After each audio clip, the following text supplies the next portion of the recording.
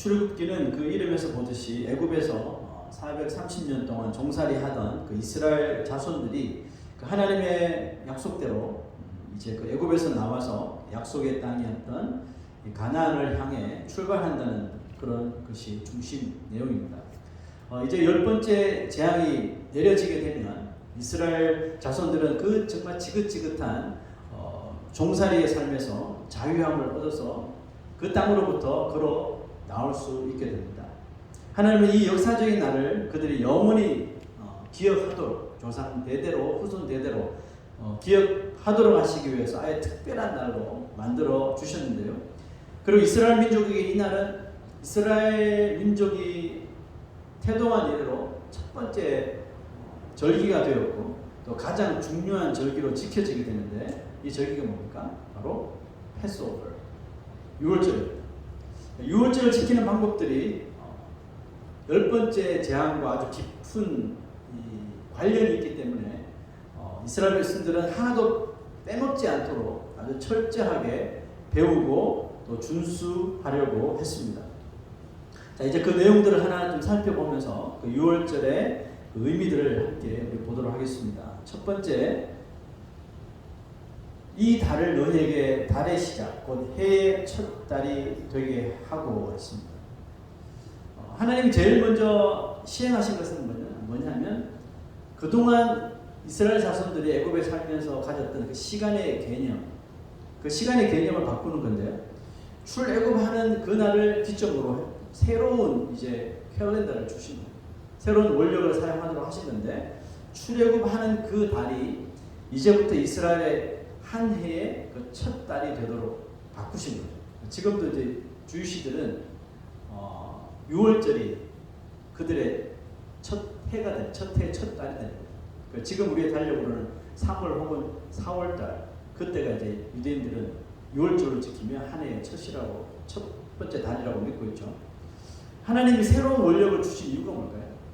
새로운 캘린더를 주신 이유는 그들이 더 이상 애굽의 기준에 맞춰 사는 것이 아니라 누구의 기준에 맞춰요?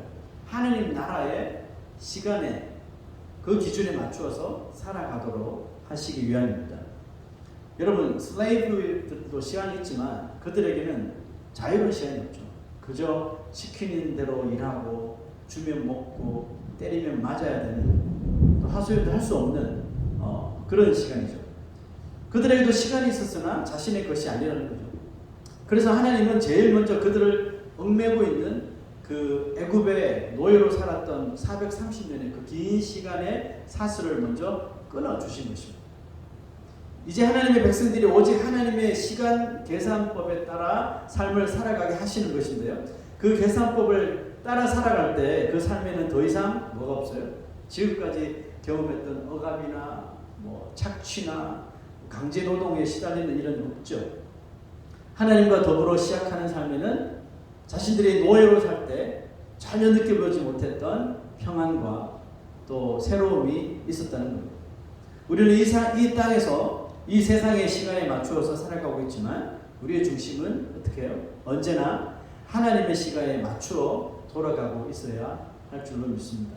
우리가 지금 이 순간처럼 하나님의 시계가 예배의 시간을 가리킬 때 우리는 세상의 시간을 그대로 멈추고 바로 하나님께 나와 하나님께 집중하는 삶을 살아야 하는 겁니다. 다니엘은 바벨론 포로로 살면서도 하루에 3번 예루살렘 성전이 있는 곳을 향하여 창문을 열고 하나님께 감사의 기도를 했습니다. 그런데 기도한 것보다 더 놀라운 것이 뭐죠? 하나님께 기도하는 것이 금지되었고 만약에 그것이 발각되면 사자굴 속에 던져지는 것을 알고 난 후에도 그 기도의 시간을 멈추지 않았다는 거죠. 다니엘이 왜 그랬을까요? 여러분, 성경에서 심심찮게 나오는 단어가 때가 참회라는 말이 나오죠. 때가 이름에, 때가 참회. 그 때가 언제입니까? 바로 하나님의 때가 이른 것을 의미하는 것이죠. 그 하나님의 때는 인간의 능력으로 이렇게 좌지우지 할 수 없으며 그 때가 이르면 마치 이제 10번째 재앙을 앞둔 고집스러운 바로왕이 두 손 두 발 다 들고 항복하듯이 그냥 그때가 되면 하나님이 예정하신 그때로 이루어져 나가 버린다는 것입니다. 다니엘도 그 하나님의 때를 믿었다는 거죠. 우리가 지금은 바벨론의 포로로 이렇게 얽매여 살고 있지만 하나님께서 예언하신 대로 하나님의 때가 이르면 우리는 다시 저 예루살렘 성전으로 유다 땅으로 돌아가게 될 것이다 하고 매일매일을 그렇게 하나님의 때에 맞춰서 하나님의 시간에 맞춰서 기도를 한 것입니다. 그러므로 사자굴도 아랑곳하지 않고 다니엘은 이 기도의 자리를 지킬 수 있었던 거죠. 결국 어떻게 됐습니까? 죽은 사람은 기도한 다니엘이 아니라 그를 고발한 사람들이죠. 그들이 사자굴에 던져지게 되더라는 것입니다. 바로왕과 똑같은 결과를 보게 되는 겁니다. 하나님은 저와 여러분들을 부르셨죠.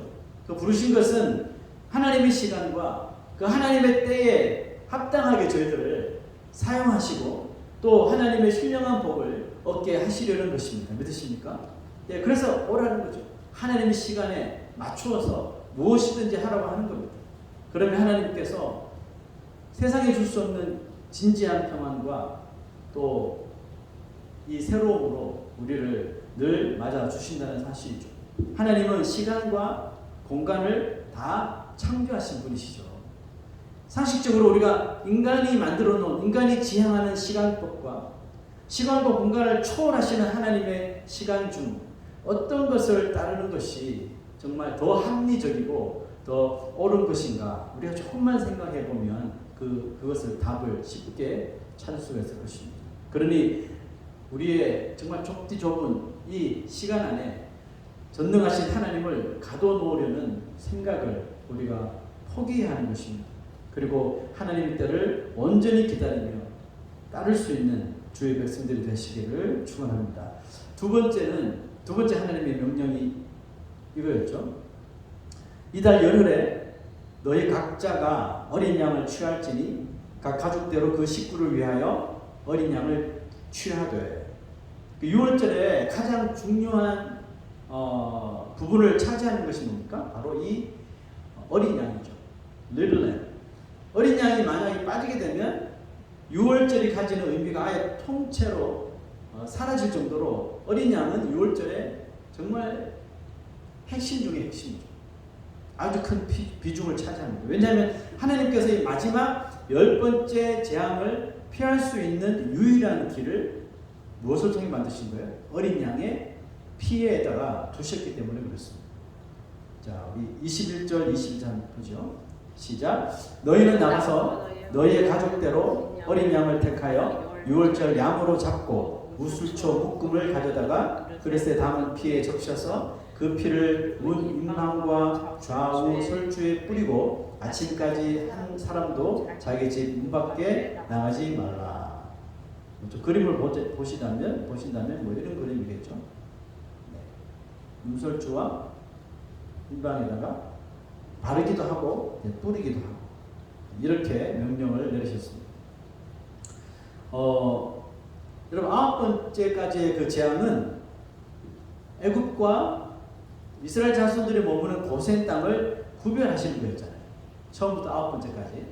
그 이스라엘 자손이 있는 곳에는 아예 어떤 재앙도 근처에도 오지 않았다는 것이고 이스라엘 백성들은 경험하지 못했습니다. 하지만 마지막 10번째 재앙은 달랐어요. 죽는 재앙은, 장자가 죽는 재앙은 애굽 사람이나 이스라엘 사람 예외가 없었어요. 그들이 사는 곳을 가리지도 않고 구별하지도 않았습니다. 그리고 9번째 재앙까지 하나님이 이스라엘 자손들이 재앙을 피하기 위해 이렇게 하라, 뭐 어떤 것도 명령하신 적이 없어요. 그냥 하나님이 알아서 미리 다 구별하셔서 그 재앙을 애굽 땅에서 애굽 사람들에게만 내려도록 하셨거든요. 그러나 10번째 재앙을 위해서는 이스라엘 자손들에게도 적극적인 순종을 요구하신 겁니다. 만약 이스라엘 자손들 가운데 안일한 마음으로 지금까지 9번째 재앙까지 우리의 손하나 깜짝하지 않고 다 이렇게 구별해 주셨는데 뭐 이번에도 하나님이 그림처럼요 굳이 양을 잡고 그 피를 우슬초로 이렇게 묻혀서 냄새나는데 이거 하지 않더라도 지금까지 우리를 구별해 주셨으니까 이번에도 알아서 해 주시겠지 하면서 오늘 여기 있는 사람처럼 이런 순종을 하지 않았다면 그들이 이스라엘 자손이라 할지라도 마지막 재앙을 피할 길이 없었을 것입니다. 13절 한번 볼까요? 시작. 내가 애굽 땅을 칠 때에 그 피가 너희가 사는 집에 있어서 너희를 위하여 표적이 될지라. 내가 피를 볼 때에 너희를 넘어가리니 재앙이 너희에게 내려 멸하지 아니하리라. 이것은 중요한 말이 있죠.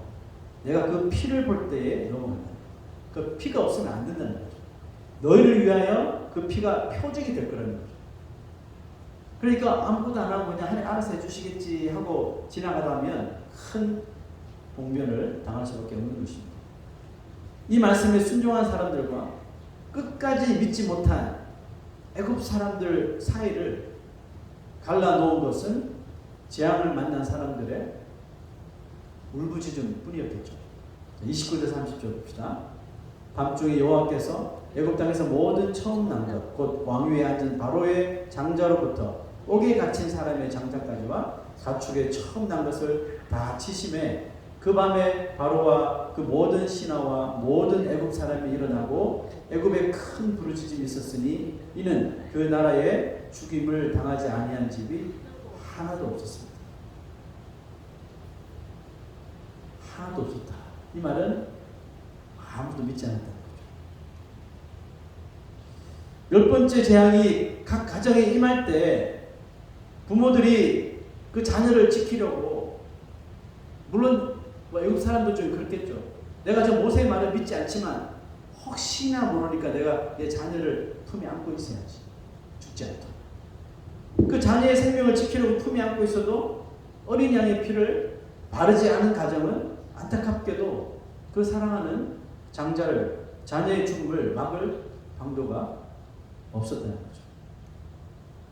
모세를 위대하게 바라보았다고 그랬잖아요. 애굽 신하들, 애굽 사람들이 모세를 위대하게 바라보고 저 이스라엘 백성들을 정말 은혜 받은 민족이라고 막 그렇게 지켜 세우던 사람들 다 어디 갔습니까? 모세가 증거하는 하나님을 인정한다고 했으면서도 오늘 말씀 보세요. 그 나라의 죽음을 당하지 아니한 집이 하나도 없었습니다. 아무도 믿지 않았다. 아무도 인정하지 않았다는 거죠. 그 재앙이 일어날 때까지.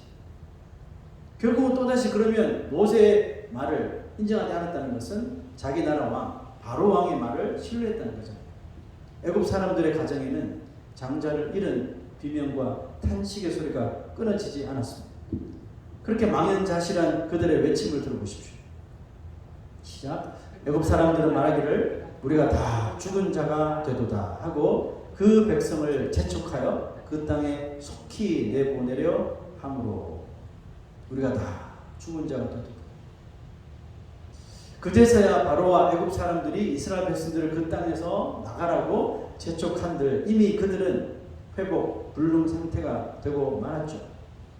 좀 짐작에 하나님을 인정하고 하나님의 명령대로 그 백성들을 보내주었더라면 하는 안타까움이 있습니다. 이와 같이 애굽 땅에 상상조차 하지 못했던 정말 설마 하던 그 장자의 죽음, 그 재앙이 모세의 경고대로 임하였다는 거죠. 모세는 그때를 상기하며 민수기에는 또 이렇게 그 상황을 기록합니다. 시작. 애굽인은 여호와께서 그들 중에 치신 그 모든 장자를 장사하는 때라. 여호와께서 그들의 신들에게도 벌을 주셨더라. 하나님이 정하신 마지막 때가 이르면 모든 것이 끝납니다. 믿습니까? 그때까지도 믿을까 말까 고심하는 사람에게는 더 이상 기회조차 일어나지 않는다는 거죠. 그들에게는 멸망만이 무서운 얼굴을 내밀고 있을 것입니다. 그리고 그날은 그동안 예수를 믿지 못하게 방해했던 모든 이 세상에 존재하는 그런 미신들, 우상들, 또 이 종교들 완전히 박살이 나고 산산조각이 나면서 그것들을 신뢰하고 따랐던 모든 사람들로 하여금 그 산산조각 난 것들을 향하여 일을 가는 일들이 일어나겠죠. 저것이 진리인 줄 알고 저것이 진짜인 줄 알고 내가 평생 바쳐서 믿고 섬기고 돈까지 바치고 마음 다 바쳤더니 이제 보니 가짜였구나. 이를 가는 소리가 온 세상에 진동할 것입니다. 6월절에서 가장 중요한 이 어린 양은 바로 우리 죄인들을 위한 구원의 산 제물이 되신 예수 그리스도를 정확하게 예표를 하고 있죠. 6월절 어린 양과 십자가에 달리신 예수 그리스도는 정확하게 일치를 하고 있습니다. 이스라엘 자손들에게 어린 양의 피가 그들의 장자를, 그들의 아들을 살리느냐 죽이느냐에 달려 있었던 것과 같이 바로 이 예수 그리스도에 흘리신 그 피는 저주받은 인류가 하나님의 구원을 얻느냐 못 얻느냐를 결정짓는 아주 귀중한 피이기 때문에 우리가 예수 그리스도에 흘리신 피를 그냥 피라고 말하지 않습니다. 보혈이라고 말하죠. 보혈은 보배로운 피라는 의미겠죠. 예수 그리스도를 상징하는 어린 양의 피를 그 문설주의 바른 가정은 생명을 지킬 수가 있었습니다. 마찬가지로 최후의 심판의 자리에서 믿는 자들을 멸망에서 건져낼 수 있는 유일한 표식이 바로 예수 그리스도의 보혈인 것을 믿습니까? 여러분, 그 보혈을 누가 가지고 있습니까? 바로 예수 그리스도를 영접하고 거듭난 신자들이요 성령으로 인침받은 그리스도의 신부들인 바로 성도들인 것이죠. 요한복음 6장 54절에 이렇게 말씀합니다. 내 살을 먹고 내 피를 마시는 자는 영생을 가졌고 마지막 날에 내가 그를 다시 살리리니. 아멘. 예수 그리스도의 보혈을 가지고 있지 않는 자는 그 마지막 열재앙에 무너졌던 사람들과 똑같은 무서운 결과를 만날 수밖에 없을 것입니다. 그러나 누구든지 예수 그리스도께서 우리의 죄를 구속하신 분이시며 그 흘리신 보혈로 말미암아 내가 거듭났음을 믿고 인정하며 살아가는 자에게는 마지막 날 그를 다시 살리시는 놀라운 은총을 얻게 될 줄로 믿습니다. 부모님께 물려받은 피가 아무리 좋은 가문, 좋은 피일지라도 그 피는 우리를 죽음에서 지킬 수가 없으니 우리에게 영생의 소망, 부활의 기쁨이 되는 것은 오직 예수 그리스도의 보혈밖에 없음을 믿습니다. 세 번째 명령은 다음과 같습니다. 너희는 그것을 이렇게 먹을지니 허리에 띠를 띠고 발에 신을 신고 손에 지팡이를 잡고 급히 먹어라. 이것이 여호와의 유월절입니다. 유월절 규례 중에 이 마지막 절차가 참 흥미롭지 않습니까? 유월절 음식들을 먹는 방법에 대해서 말합니다. 허리에 띠를 띠고 발에 신을 신고 지팡이를 잡고 급하게 먹으라는 것이죠. 유월절 제정은 출애굽하기 전에 정해진 거죠. 그러므로 출애굽 이제 나가라고 명령이 언제 떨어질지 모르는 거예요. 출애굽 명령이 언제 내릴지 모르는 상태였기 때문에 갑자기 하나님께서 right now라고 go라고 명령하시면 곧바로 머무르지 않고 신속하게 떠날 수 있도록 준비를 하고 있으라는 그런 의미거든요. 이것이 유월절이에요. 그러므로 유월절의 의미는 급한 순종, 다급한 순종을 의미하고 있는 것입니다. 어린 양의 피로서 단번에 생명을 지켜주셨고 이제 바로왕의 세력이 무너졌으니 곧바로 애굽을 나가라는 의미잖아요. 출애굽기에서 모세는 예수 그리스도를 상징한다고 그랬죠. 바로왕은요 악한 마귀를 뜻한다고 했습니다. 이제 열재앙을 통해 바로왕이 완전히 항복한 것처럼 예수 그리스도의 죽음과 예수 그리스도의 그 보혈로 인하여 마귀도 두 손을 들었다는 것을 믿습니까? 우리의 생명을 휘어잡고 지옥으로 끌고 가려던 마귀의 그 소나기에서 예수님은 우리의 생명을 하나하나 다 찾아내신 것입니다. 그리고 이제 우리가 해야 할 일은 무엇이라고 합니까? 마귀 때문에 세상에서 헛되게 살았던 지난 날들의 모든 그 자네들을 쳐다보지도 말고 그것들을 그리워하지도 말고 소망하지도 말고 가지려고 생각도 하지 말고 오직 가나안을 향해 하나님 나라를 향해 멈추지 않고 나가라는 것이죠. 그것이 우리가 이 땅 가운데 살아가야 할 사명인 것입니다. 불과 유황으로 멸망당하는 그 소돔과 고모라에서 뒤를 돌아보지 말라는 천사의 말을 듣지 않고 뒤를 돌아보다가 그 자리에서 소금 기둥이 되어버린 그 롯의 아내를 우리가 잊지 말아야 하는 겁니다. 유월절 어린 양 대신 예수 그리스도로 인하여 우리에게 새 길이 열렸음을 믿습니다. 여전히 마귀의 방해와 도전이 존재하지만 더 이상 우리는 그에게 묶여있는 노예들, 마귀의 종들이 더 이상 아닌 것입니다. 예수 그리스도께서 그 묶여있던 사슬을 완전히 끊어버리시고 우리에게 천국 가는 그 길을 허락하여 주셨다는 것입니다. 바로왕은 자기 백성 한 사람도 제대로 구해내지 못하고 피할 수 없었으나 우리에게 그의 피를 완전히 뿌려서 생명을 주신 예수 그리스도는 택하신 하나님의 당신의 백성들 중에 한 영혼도 절대로 결단코 잃어버리는 실수를 하지 않으시는 분임을 믿습니다. 그러므로 우리에게 필요한 것은 뭘까요? 흔들리지 않는 믿음과 새로운 삶을 위한 위대한 도전과 용기를 가지는 것입니다. 여러분, 하나님의 때가 정말 얼마 남지 않았죠. 그럼에도 불구하고 우리가 느긋하게 너무나도 여유롭게 게으르게 신앙생활을 하는 것은 정말 하나님 앞에 불순종인 것입니다. 예수 그리스도께서 지체하지 아니하시고 두 번 생각하지 아니하시고 정말 단번에 십자가에 오르셔서 우리 모든 택하신 백성들의 생명을 구해내셨습니다. 이제 우리도 하나님의 시간에 우리의 시간을 잘 맞추어서 유월절의 순종을 우리의 삶에 지체 없이 드러내는 주의 백성들 되시기를 주의 이름으로 축원합니다. 다 같이 일어나셔서 예수 피를 힘입어 우리 찬양 드리겠습니다.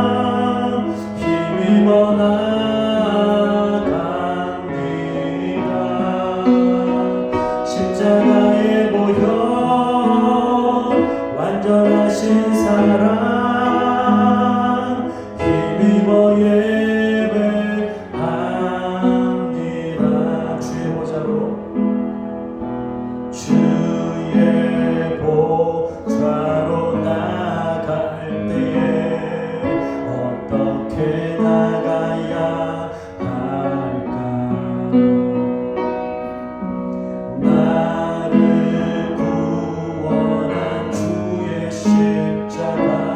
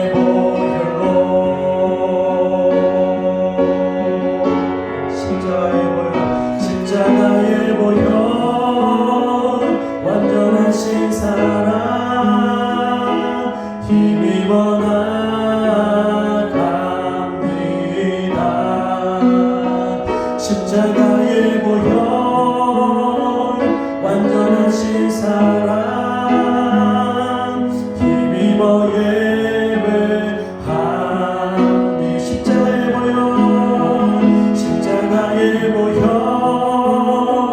완전하신 사랑 힘입어 나갑니다.